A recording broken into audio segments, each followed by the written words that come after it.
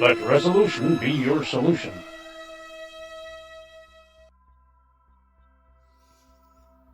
The early bird catches the worm. So what happens is there's a corporate limousine. It's like a kind of sectioned off minibus of a vehicle. Several executive types, all in suits, have been to a big trade event where their boss is giving them a major pep talk about who's going to get the promotion by the end of the year. Christmas evaluations, New Year evaluations. As they're all getting out of this vehicle in town, just go their separate ways. They all start getting out of the vehicle. A guy who's effectively, he's a jogger. He runs past them, but he comes through them, and they're a bunch. And he, for reasons best known to himself, he's wearing a suit. Now he's got jogging shoes on. Now he runs through the group and he goes. They're kind of in his way and a bit disoriented by what's going on. He shouts out, not in a loud voice, but, "Come on, guys, the early bird catches the worm." So he keeps on running. They all look at each other, both men and women, and think, whoa, this has got to be some kind of test. So they all start running, try to catch him up. Let's go across town. One of them gets told to stop by the police. He don't stop. Naturally, he can't stop.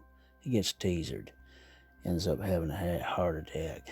Another guy, still running. He ends up stumbling, falling, quite badly injuring himself. Loss of confidence. Another guy, mugger jumps out of a side alley, sees him running, thinks he's stolen something, a heist or something, and he attacks him and tries to rob from him what he's stolen. As they all fall by the wayside, they get to the other side of town. This guy, he jumps onto the canal bank or some sort of riverside towpath and keeps on running. Of course, he's fit. He does this journey every day. As they get nearer and nearer their destination, these guys, they're tripping each other up. So one guy falls in the river. He can't swim until eventually one guy, the last guy, catches him up, says to him, "Now then, bro, what's the prize? What's the worm?" Guy just turns around and looks at him. Says, "Excuse me, guy, I don't know what you're talking about. You must be the worm." Carries on running. To this day, none of them realize that guy was just a guy running across town to get to his club. He's a super fit guy. He's got nothing to do whatsoever to do with their corporate role. The moral of the story is, be careful what you listen to and be careful what you fall for, because it might be your undoing. Always use your critical thinking mind. The guy you're competing against and hating may not even be in the same race as you. Well, you see, I was getting out of my car, and my beautiful wife was getting out to the other side. Anyway, this chap comes up to me and goes, "Excuse me, do you mind me being cheeky?" And says, "Are you two together?" And I says, "Oh, it's a bit personal." He says, "Oh, yes, but I just have to know." He says, "This lady's absolutely stunningly gorgeous, and you're a very ordinary gentleman, if that's all right for me to say." So I said, "Oh, that's all right. I mean, everybody's entitled to their opinion." He says, "Well, where did you two meet?"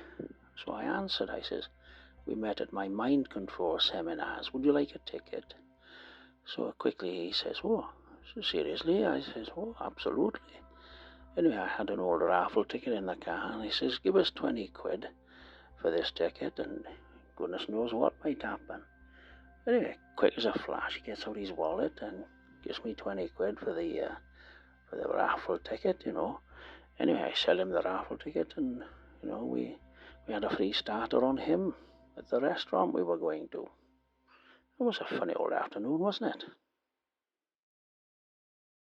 If you like this channel, like and subscribe our page. Share it with your friends.